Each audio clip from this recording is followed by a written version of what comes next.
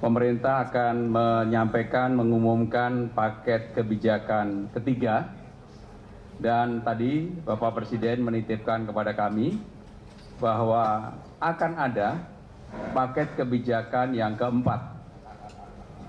Ini nanti ditugaskan kepada Pak Darmin dan kita semua untuk menyampaikan apakah minggu depan ataukah minggu depannya lagi, tetapi yang jelas akan ada paket kebijakan keempat. Kami meyakini paket kebijakan ketiga yang akan diumumkan oleh pemerintah dan juga oleh OJK dan juga Bank Indonesia, mudah-mudahan tingkatnya itu nendang seperti paket kebijakan yang kedua. Momentum yang kita rasakan pada hari ini, di mana rupiah mengalami penguatan yang cukup signifikan dalam 1 minggu terakhir ini, kami mendengar terakhir sudah di bawah 14.000, kalau nggak salah 13.900. Dan momentum ini tentunya harus dijaga dengan baik oleh pemerintah, oleh OJK, oleh BI. Maka kenapa dalam pengumuman ini dilakukan bersama antara pemerintah yang bertanggung jawab dalam fiskal, BI moneter, dan juga OJK. Yang akan menyampaikan pertama tentunya Menko Perekonomian, tapi saya ingin membalik lah supaya yang pemerintah yang terakhir. Jadi kita berikan kesempatan terlebih dahulu kepada tamu, kepada OJK, baru kemudian kalau ada dari BI kami persilakan, dan terakhir nanti tentunya dari pemerintah. Kepada Pak Mulyaman Haddad kami persilakan.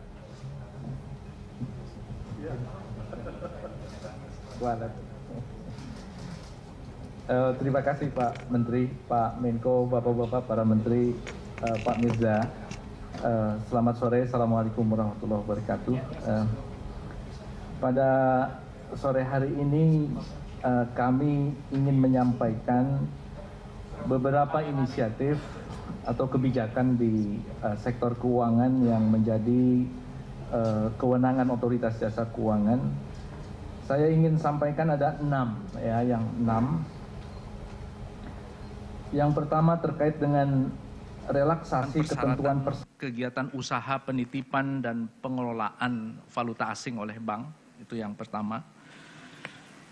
Kemudian yang kedua terkait dengan launching skema asuransi pertanian, ya ini saya kira juga penting. Kemudian yang ketiga revitalisasi industri modal ventura. Kemudian yang keempat pembentukan konsorsium pembiayaan industri berorientasi ekspor dan ekonomi kreatif serta usaha mikro, kecil, menengah, dan koperasi.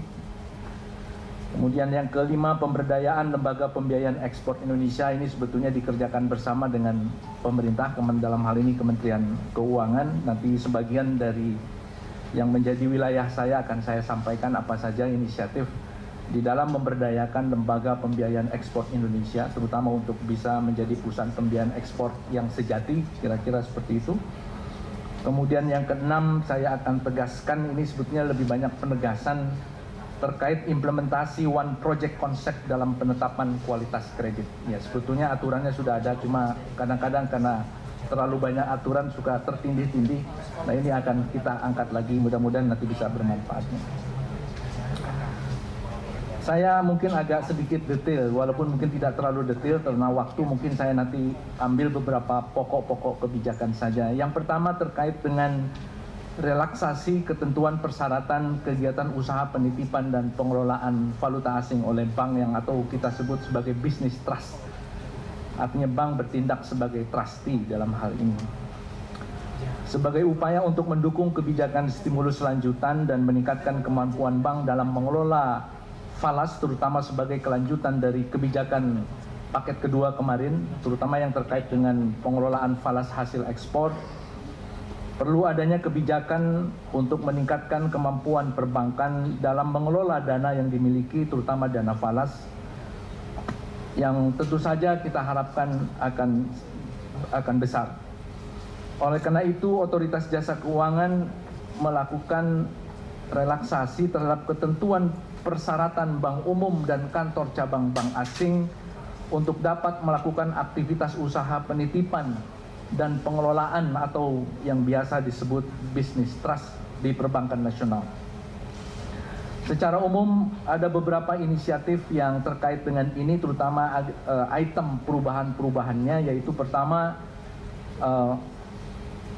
jumlah banknya diperluas, ya, artinya tidak terbatas kepada beberapa bank saja, sebab selama ini hanya beberapa bank saja yang melaksanakan fungsi ini karena kemampuannya yang terbatas dan persyaratannya yang agak detail. Sekarang dengan persyaratan yang lebih mudah, kita harapkan jumlah bank yang bisa melakukan pengelolaan dana falas ini semakin hari semakin bertambah, sehingga dengan demikian tidak perlu harus menggunakan kantor bank asing yang ada di luar negeri, tetapi bisa menggunakan kantor bank yang ada di Indonesia, karena kemudian kegiatan pengelolaan dan falasnya sudah kita berikan keleluasaan. Jadi pada intinya membawa yang mungkin tadi biasa dilakukan di luar negeri bisa dilakukan aktivitasnya di dalam negeri. Dan persyaratan kepada mereka yang akan bisa ikut pun kita sederhanakan. Ada beberapa persyaratan yang terkait dengan kecukupan modal dan lain sebagainya yang dulu agak kita nilai terlalu jelimet, kemudian kita sederhanakan, ya. Kemudian tentu saja tadi saya katakan jumlah banknya akan bertambah. Dan dengan adanya kebijakan ini kita harapkan kemampuan dari industri perbankan nasional di Indonesia ini bisa bertambah di dalam pengelolaan atau aktivitas di dalam manajemen valuta asing, ya. Sekali lagi tadi dengan harapan fungsi itu yang biasa dilakukan di luar negeri bisa dilakukan di dalam negeri.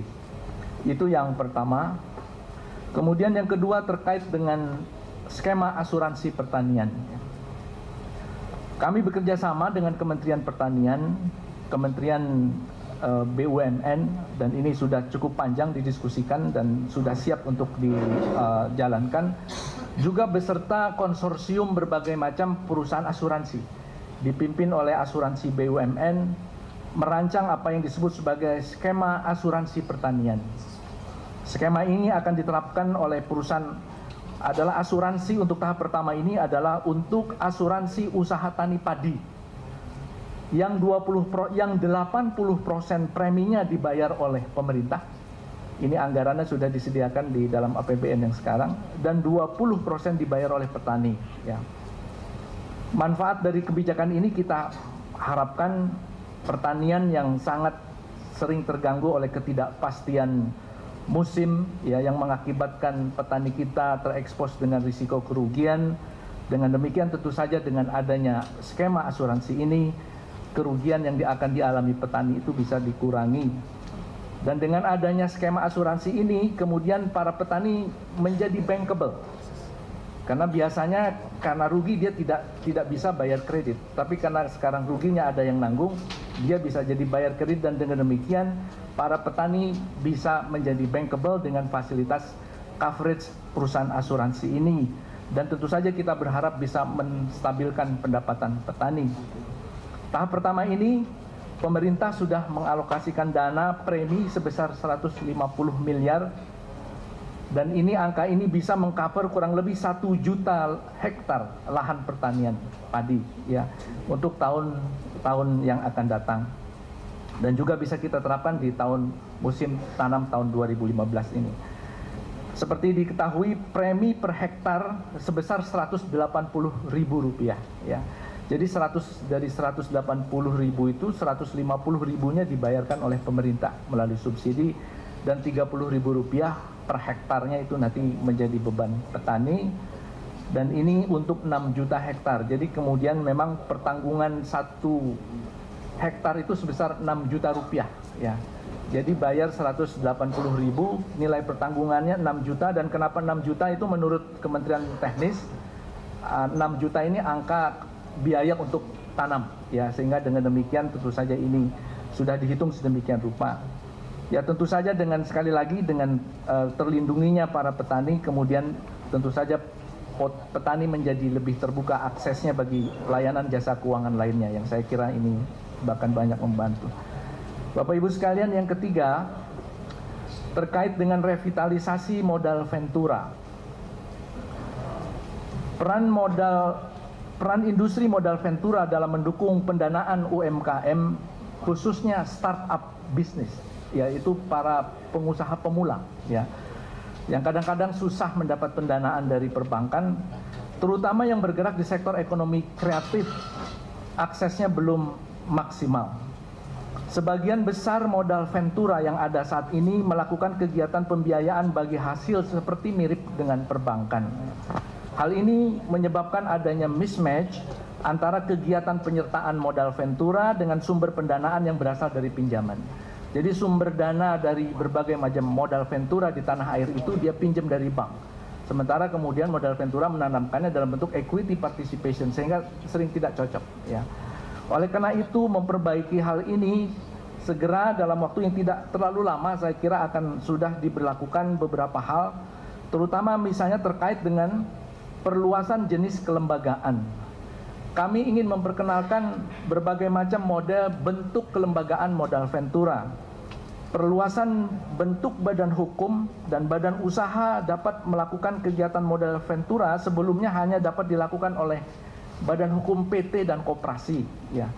Kemudian menjadi nantinya dapat dilakukan oleh perseroan komanditer, ya, dan melalui pembentukan apa yang disebut venture fund atau dana ventura dengan skema kontrak investasi bersama yang merupakan bentuk kontrak investasi kolektif antara perusahaan modal ventura dan kastedian.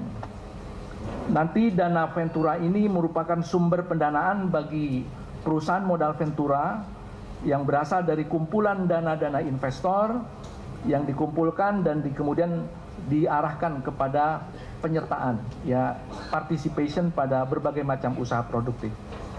Perluasan lain tidak hanya di bidang kelembagaan tapi di bidang kegiatan usahanya. Jadi kegiatan usaha tidak terbatas kepada penyertaan saham atau pembelian obligasi konversi sebagaimana diatur di aturan lama, tetapi perusahaan modal ventura dapat juga menyalurkan pendanaan kepada usaha produktif, antara lain pembelian surat utang yang diterbitkan oleh UMKM termasuk oleh para startup, ya, di berbagai macam elemen, terutama kita dorong untuk tahap pertama ini di bidang industri kreatif, ya. Ya, tentu saja dengan ini kami mengharapkan akses keuangan terutama bagi para pengusaha pemula dan UMKM di berbagai macam sektor dan di ekonomi kreatif bisa semakin mudah, dan tentu saja ini akan mendorong, kalau itu nanti akan terkait dengan para pengusaha di bidang ekspor, tentu saja juga akan sekaligus mendorong peningkatan ekspor kita. Kemudian yang ketiga, pembentukan konsorsium. Sebetulnya ini sudah kami acarakan minggu yang lalu. Kami mengundang Ketua Badan Ekonomi Kreatif dan juga Kementerian Keuangan serta Lembaga Pembiayaan Ekspor. Intinya kita gabungkan antara potensi yang ada di berbagai macam perusahaan pembiayaan dan berbagai macam perusahaan penjaminan kredit. Jadi kita pertemukan dan kita dorong untuk kemudian mengidentifikasi potensi yang ada di bidang industri kreatif. Jadi dalam waktu dekat berbagai macam industri kreatif disampaikan dan tentu saja satu persatu nanti akan didanai dengan pendekatan konsorsium dan program penjaminan. Ya, jadi saya pikir ini paket yang mirip-mirip seperti yang ada di KUR, ya, ada kreditnya, ada yang menjaminnya juga, ya. Kemudian ada satu lagi terkait dengan pemberdayaan lembaga pembiayaan ekspor. Sebetulnya ini kami bekerja sama dengan Kementerian Keuangan karena memang undang-undangnya mengatakan, undang-undang dari pendirian lembaga pembiayaan ekspor ini, Menteri Keuangan mengatur berbagai macam program terkait dengan lembaga pembiayaan ekspor, dan kemudian OJK bertugas untuk mengawasi dalam artian aspek keuangannya, ya. Oleh karena itu, seperti diketahui kalau kita lihat sejarahnya, lembaga pembiayaan ekspor ini dulunya adalah Bank Ekspor Indonesia, ya. Nah, persoalannya aturan-aturan lembaganya sudah berubah menjadi lembaga pembiayaan ekspor, tetapi aturannya masih aturan bank, ya. Sehingga kemudian membatasi fleksibilitas dari lembaga pembiayaan ini karena persis diatur mirip dengan bank. Jadi ada CAR-nya, ada kecukupan modalnya, ada persyaratan likuiditas dan lain sebagainya. Nah, oleh karena itu yang ingin dilakukan kami bersama-sama dengan Kementerian Keuangan adalah merubah dasar peraturan operasional yang kemudian cenderung mengatur lembaga pembiayaan ekspor ini sebagai selayaknya lembaga pembiayaan. Jadi kecukupan modal diganti dengan misalnya gearing ratio dan lain sebagainya. Yang terakhir, saya kira ini juga tidak kalah pentingnya, kami ingin menegaskan kembali, sebetulnya ini aturannya sudah ada, kita tegaskan kembali implementasi dari one project concept di dalam penetapan kualitas kredit. Ya. Sebagaimana diketahui dalam ketentuan mengenai penilaian kualitas aset bank umum tahun 2012 sebetulnya telah diatur bahwa bank wajib menetapkan kualitas yang sama terhadap kredit yang digunakan untuk membiayai satu debitur atau satu proyek yang sama, baik yang diberikan oleh satu bank atau lebih dari satu bank. Di dalam rangka menerapkan manajemen risiko kredit khususnya terhadap satu debitur yang memperoleh fasilitas kredit dari beberapa bank, maka ditegaskan kembali bahwa dalam hal terdapat pemisahan arus kas, maka penetapan kualitas kredit yang diberikan kepada beberapa proyek dari debitur yang sama dapat ditetapkan berbeda. Jadi pada dasarnya adalah based on project ya. Jadi kalau proyeknya visible, arus kasnya jelas dan terpisah, saya kira kemudian itu bisa dipisahkan dari kinerja grup secara keseluruhan. Mudah-mudahan ini bisa melonggarkan dan bisa mengantisipasi keperluan pembiayaan yang diperlukan oleh usaha-usaha besar. Saya kira demikian Pak Menteri. Terima kasih. Assalamualaikum warahmatullahi wabarakatuh.